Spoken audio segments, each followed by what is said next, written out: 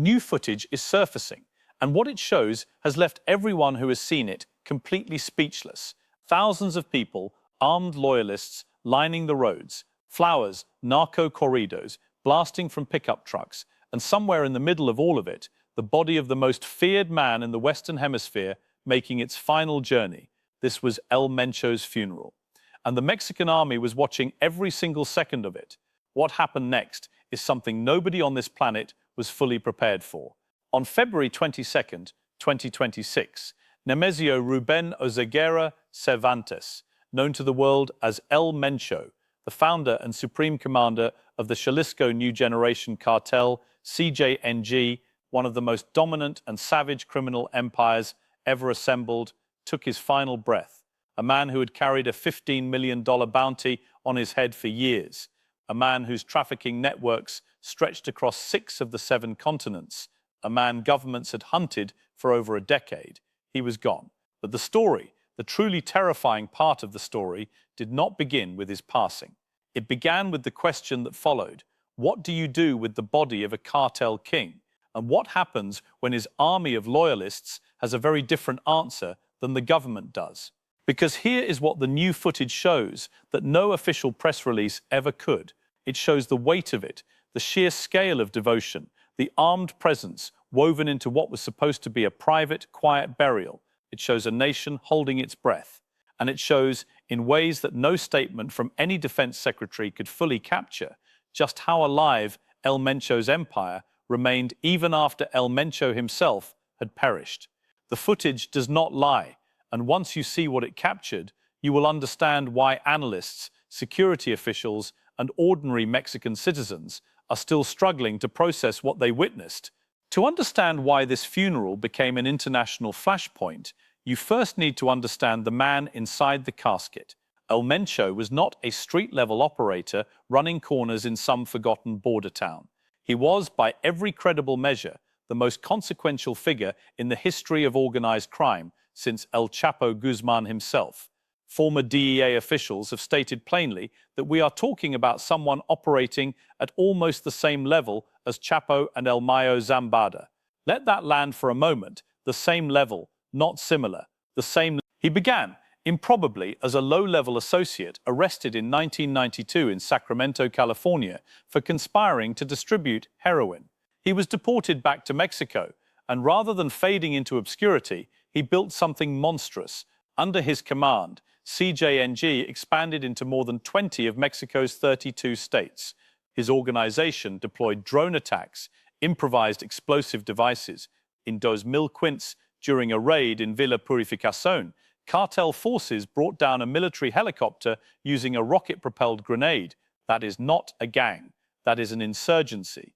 And the man at its center had been living in the rugged mountains of Jalisco, moving between properties, always one step ahead, for years, until he wasn't. The operation that ended his run began not with a dramatic tip or a midnight informant. It began with surveillance. According to Mexico's Defense Secretary General Ricardo Trevilla, military intelligence had been tracking one of El Mencho's romantic partners for several days prior to the raid. On February 20th, a trusted associate was observed transporting that partner to a rural property in the small mountain town of Talpa de Allende, a quiet, isolated settlement roughly 2 hours southwest of Guadalajara, the kind of place that swallows men who do not want to be found. By February 21st, surveillance had confirmed not only El Mencho's physical presence at the location, but the existence of a fully armed security perimeter surrounding it. The net was tightening, and El Mencho had no idea.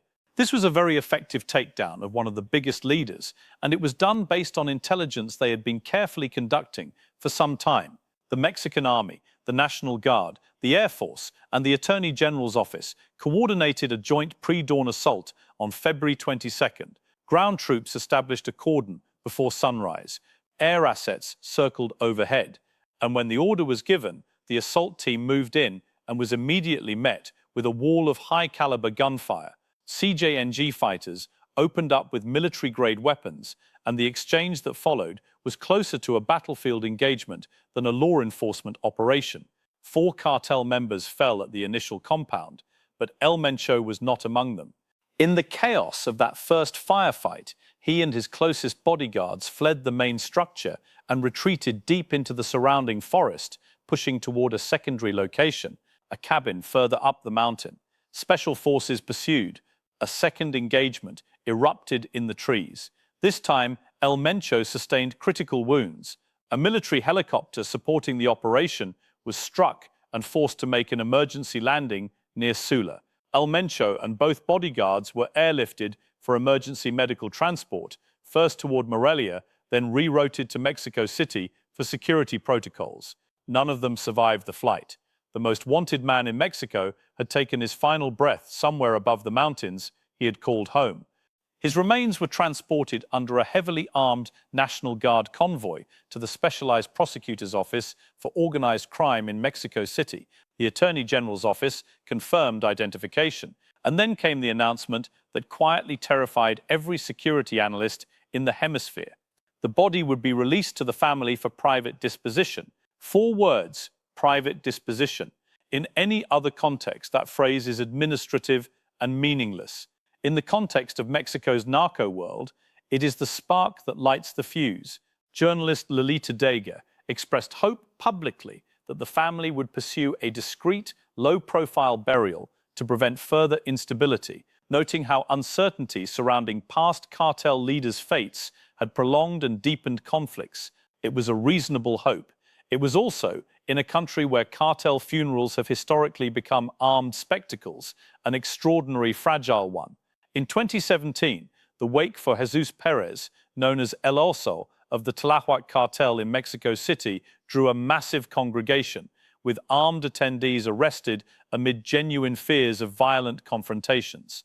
In 2020, even the relatively discreet burial of Rodrigo El Chino Antrax Archiga of the Sinaloa cartel barely avoided catastrophe, and those were mid-tier figures. This was the king. Perhaps the most chilling precedent of all came just 2 months before El Mencho's passing. In December 2025, CJNG members stormed the wake of El Mencho's own brother in Tlajomulco.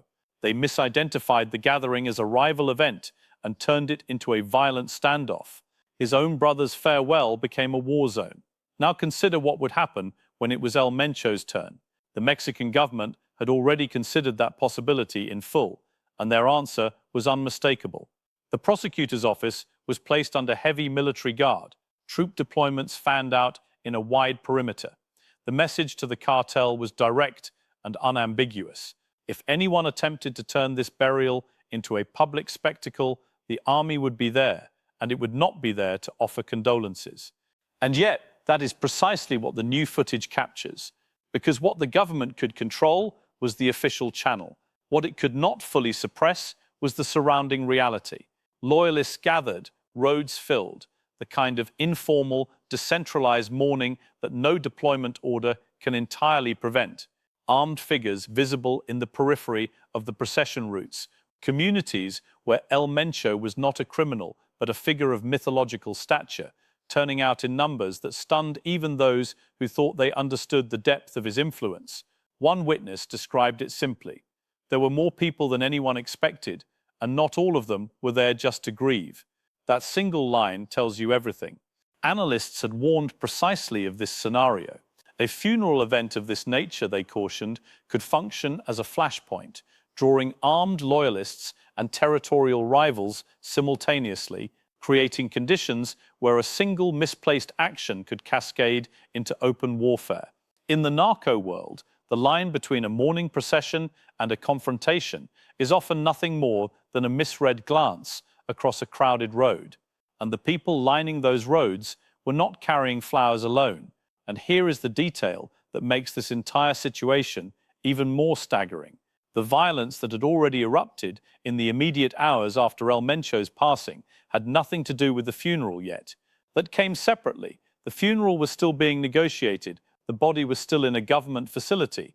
What the cartel had already unleashed was simply its first response to the news, a declaration issued before a single wreath had been laid. Within hours of the raid, CJNG affiliates launched coordinated assaults across at least 20 states.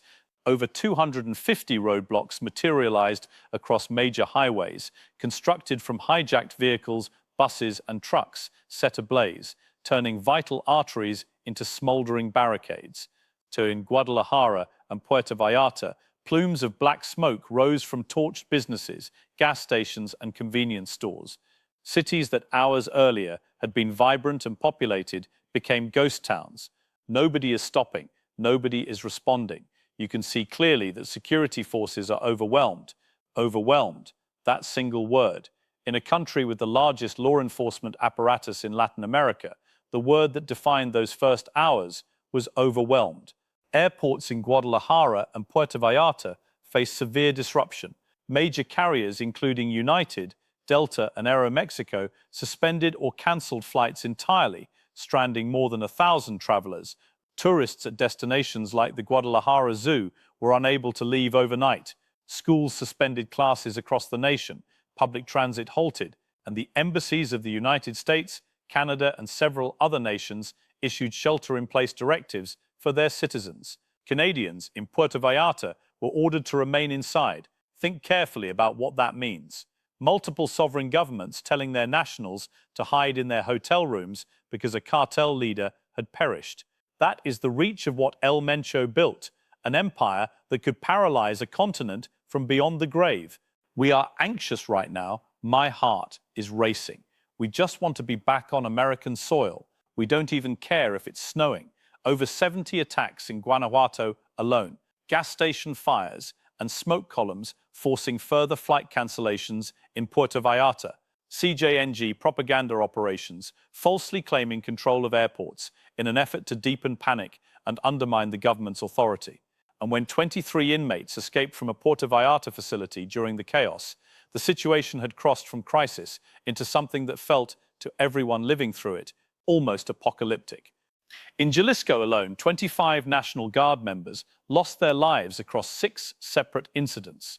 One state prosecutor's agent perished, one corrections officer fell, a pregnant woman caught in the crossfire did not survive. On the cartel side, estimates placed between 34 and 42 suspected members among the fallen in the clashes that followed, bringing the total loss of life to at least 73 people. Defense Secretary Trevilla's press conference on February 23rd became one of the most emotionally raw moments in recent Mexican military history. He paused mid-sentence, visibly overcome, as he extended condolences to the families of his fallen troops. This was not a man reciting prepared remarks. This was a commander who had just lost 25 soldiers in a single day. Every one of those losses a direct consequence of the operation. The cartel had delivered its response, and it was written entirely in blood. But the operation itself did not stand alone, because on that same day, in a parallel action in El Grulo, Jalisco, Mexican forces neutralized Hugo Cesar Mastin Sariña, known as El Tuli, El Mencho's primary right-hand operator, after he opened fire on troops during an escape attempt. El Tuli had functioned as a key financial architect of the organization, and perhaps most chillingly, he had allegedly been offering bounties of 20,000 pesos, approximately $1,100 for every soldier eliminated, and had been actively coordinating the wave of reprisal attacks that were now consuming the country. The cartel had lost its head, it had lost its right hand, but the body of the organization was not only intact, it was enraged. The connections between this story and American soil run deeper than most people realize. El Mencho began as a low-level street dealer in Northern California, arrested in Sacramento in 1992 for conspiring to distribute heroin, then deported to Mexico, where he built something that eventually reached back across the border in ways that are almost difficult to believe. His son-in-law, Christian Fernando Gutierrez Ochoa, received an 11-year federal sentence for money laundering connected to the cartel after allegedly faking his own passing in order to live comfortably in Riverside, California. And El Mencho's youngest daughter reportedly operates a coffee shop somewhere in Southern California.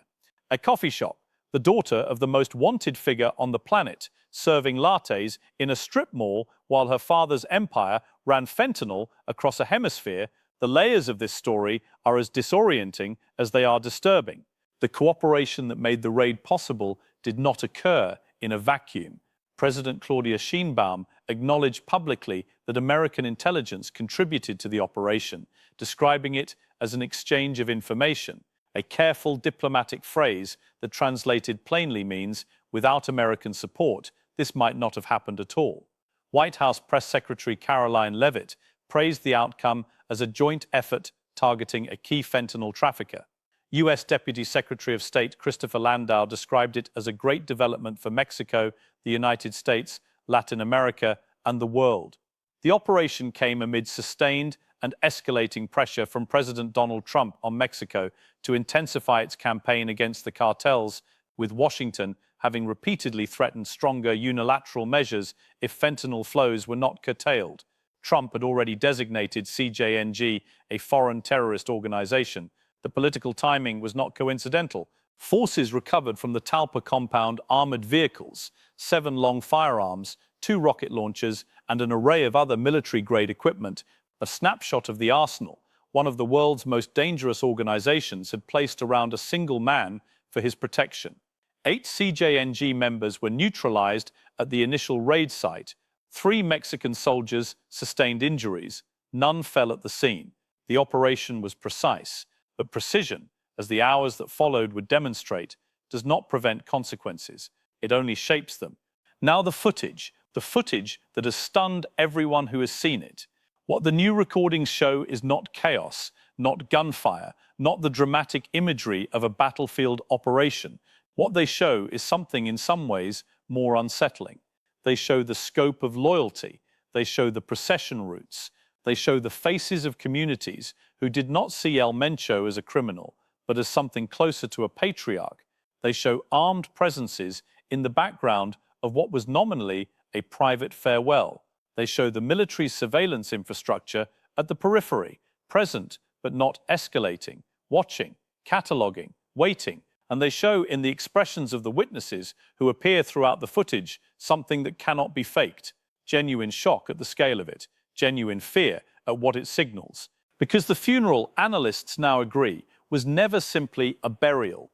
It was a message, a demonstration, directed simultaneously at rival factions, at the Mexican government and at the international community, that CJNG was not finished, that the organization El Mencho spent 30 years constructing does not dissolve with the man who built it, that the networks, the financial infrastructure, the territorial control, the corrupted officials embedded throughout the system at every level, none of that disappeared on February 22nd.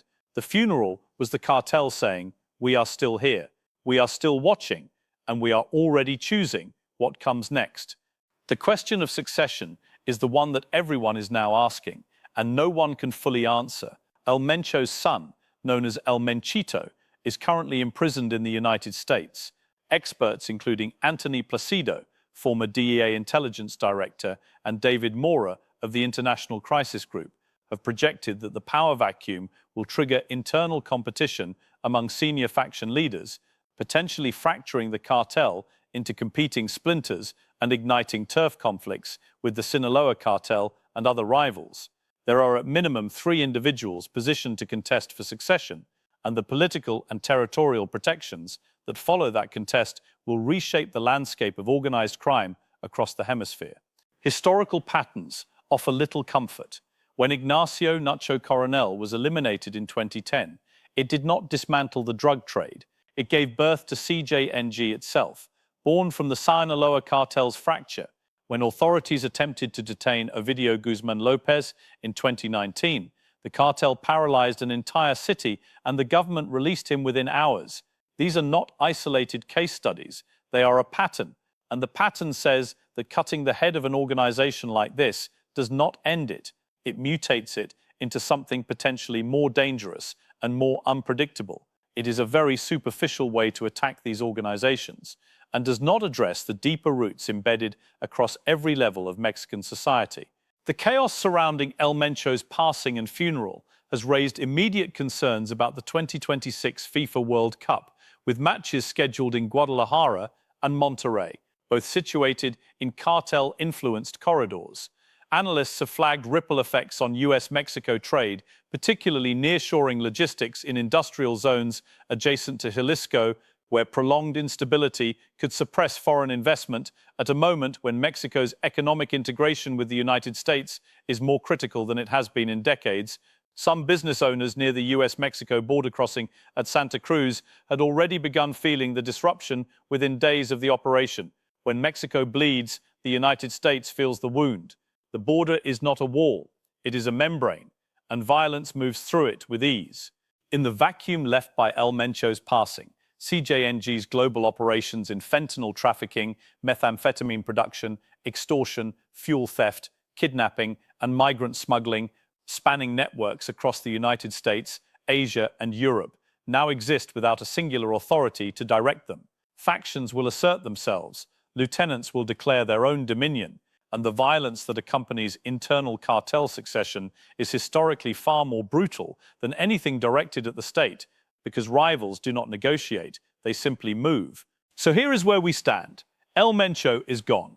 The footage of his funeral has circulated to the point where analysts and intelligence officials across 3 countries are studying every frame of it, trying to understand what it tells them about who is in control, who is posturing, and who is already moving to fill the void. 25 National Guard soldiers will never return to their families. The highways of Jalisco still carry the scent of ash and scorched rubber. Over 1,000 tourists who came to Mexico for sun and rest spent those hours barricaded in hotel rooms, terrified, watching smoke rise from streets outside their windows. And somewhere, in mountain safe houses and coastal compounds scattered across 20 states, the next generation of leadership is already in motion, already calculating, already preparing for the internal war that every expert and every historian of this conflict knows is coming. The new footage of this funeral did not just stun the witnesses who lined those roads. It stunned every government that watched it, every analyst who studied it, and every ordinary person who understood what they were actually seeing. They were not watching a burial. They were watching a transfer of power play out in real time, encoded in procession routes and crowd sizes and the barely concealed arsenal of the people who came to say goodbye. The funeral was not an ending. It was an announcement, a signal dispatched to every rival cartel, every government agency, every street-level operator in Mexico and beyond, that the organization El Mencho built is still standing, still breathing, still dangerous. And nobody, not in Mexico City, not in Washington, not in the mountains of Jalisco, nobody knows yet who is going to write the next chapter, but they are writing it right now, and the world is watching. If this story gripped you the way it has gripped everyone who has followed it from the beginning, hit subscribe and drop your thoughts in the comments below, because this is a story that is nowhere close to over.